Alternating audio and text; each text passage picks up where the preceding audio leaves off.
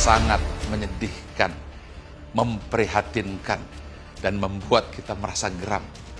Bagaimana mungkin seorang anak yang usianya 19 tahun bisa tersenyum di depan kamera setelah membunuh ibunya sendiri dengan tusukan pisau di wajah dan leher ibunda yang melahirkannya. Inilah generasi ketika orang hanya diajarkan kecerdasan intelektual semata, tanpa kecerdasan emosional, tanpa kecerdasan spiritualitas. Kecerdasan emosional adalah kemampuan untuk merasa, what do I feel?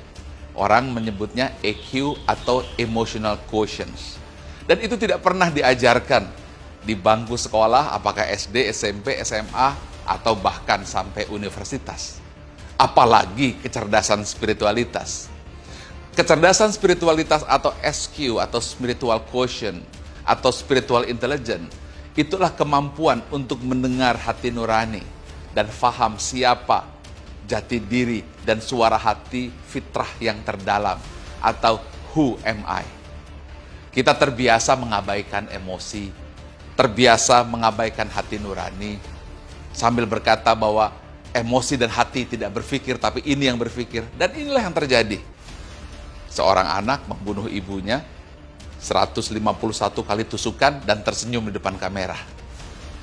Mudah-mudahan ini pelajaran untuk kita semuanya. Bukan hanya di Indonesia, tetapi juga di Malaysia dan di seluruh dunia.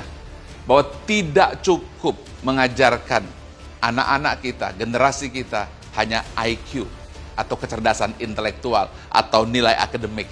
Yang itu sudah jelas hanya berperan 10 hingga 20% saja keberhasilan.